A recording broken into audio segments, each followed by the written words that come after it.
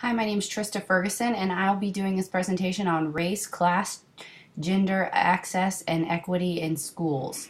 Let's get right into the articles that I used as references. The first was Access and Equity in Online Classes in Virtual Schools, Race, Gender, Class, and Sexual Orientation, Intersecting Axes of Inequity and Self-Rated Health in Canada, Toward a Critical Race Theory in Education. Next was Race, Class, and Gender in Educational Research, and finally, Improving Educational Outcomes for Poor Children. Obviously, there are several social justice issues for teachers when looking at any of these issues: race, class, gender, access, equity. We all deal with these things probably on a daily basis, and I'm going to discuss a few of those issues that I found in the articles. The first, I'll start with access and equity in online schools. I found that one interesting because I thought it would be pertinent information for all of us, considering this is an online class. The purpose was just to to make awareness to students of the importance of online school learning, whether no matter your race, class, equity, or background. A couple things that I found interesting in this article was that they discussed several misconceptions, and you can see a couple that I have listed here. The first one, online learning is for gifted students, and I found that to be completely false. Take myself for example. I am not a gifted student, and I've done very well in these classes. I would put myself right into the middle of just a normal student.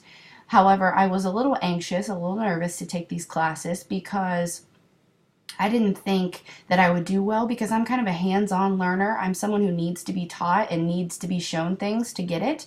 However, I've adapted very well and taken to these classes.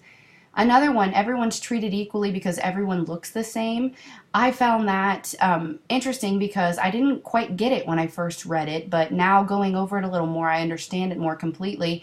And I think that's false because we know that everyone doesn't look the same.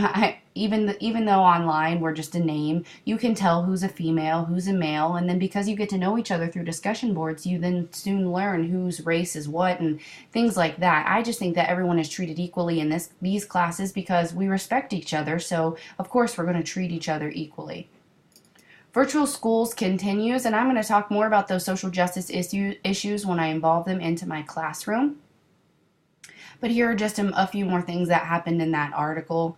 It gives some students advantages when looking at competitive colleges, and virtual schools in large part are designed to make content available to students who might not have access to it on a daily basis. Moving on to the second article, Race, Gender, Class, and Sexual Orientation. This article was done as a study in Canada, so it's not super pertinent to America. However, I think a study like this could be done in America. And it kind of wanted to know whether the two of the four things would go together: class and sexual orientation, race and gender, and it kind of mediated that gender and health or class and health. Which one does class take more advantage over? And what it kind of said was that gender, class, race all has an effect on someone's health. And I found this interesting because I don't feel like it should have an effect on someone's health, but I did take to note what they said and how it does.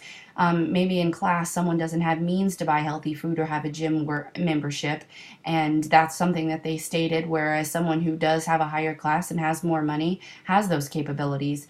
Maybe in some places their gender won't let them go to certain places or do certain things. I know in some third world countries that may be the case, and so that may have an effect on their health, where race may have the same effect as gender does. So it was kind of an interesting study. Moving on toward a critical race in theory and education. This theorizes race and uses it as a tool for understanding school inequality. I teach at a school who is about 82% free and reduced lunches and about 70% Hispanic. So I now know what it feels like to have poor children around me, to have to actually be the minority now. I grew up in a town where it was 99.9% white. There was one African American student in my school, so it was a little shocking to come and see so many Hispanic students and then myself become the minority. Like this article says, it proposes 3 factors, one of which is race, and that it's a significant factor in inequity. And then it uses property rights as trying to help you understand what inequity is, and the intersection of race and property creating the understanding of social and school inequity. So it was kind of interesting just because I deal with those things so often now, socialization in my school because of race and class and how it kind of overlaps with poor students. So it was interesting to me in that sense. Moving on, the fourth article, race, class, and gender and education. This discusses the three things just in society. And I feel like something that this article said was that when you integrate these two groups together, they can overcome that a couple of these two. Maybe you integrate race and class, or maybe you integrate class and gender, whatever it is that you put together, they can overcome the segregation of just one class and become more powerful. Something the article said was that we're our own worst enemy. Those who feel like they're being prejudiced against are probably making people prejudiced against you. So I feel like this article kind of was almost a little bit of an eye-opener in the fact of, if you don't want to see prejudiced, then stop saying that it's there, because I feel like that's kind of what happens in today's society, is that those who feel like prejudice is still around are the ones who are still creating it. So if we want to get rid of it, we should let's move past it. And then finally, let's move into improving educational outcomes for poor children. Like I said, I teach at a school who's 82% free and reduced lunches, and students come in every day and say, I couldn't do my homework because I had to go to work because they work a full-time job until midnight, or they're falling asleep in class because they didn't get home till midnight, and when they did, they tried to do their homework, but they fell asleep. They have to work full-time jobs because their parents can't pay the bills. And I feel like that's because they don't see the value in education. And that's something that this article stated, was that some people don't see the value in education and how it can make you come out of the poverty level. In fact, just yesterday I was having a conversation with a couple colleagues that in our school people think that it's ELL, that's the problem with our students, but we feel like it's more of a poverty thing, and they don't see the importance of education, and that's where issues in our school lie. However, we've never had any training, we've never done anything with those students who are at the poverty line, so we're not so sure that things are getting better because of that reason. Let's move on into leadership challenges. I feel like the first thing we could do is get past all of those misconceptions. They were stated in that first article about access and online learning. I'll move down to the third one. All kids have home internet access, and that kind of ties in with several of the articles. Like I said, some students don't have access to everything. They don't have the means, the resources, so that we could get past those misconceptions and help students. That way they can learn better.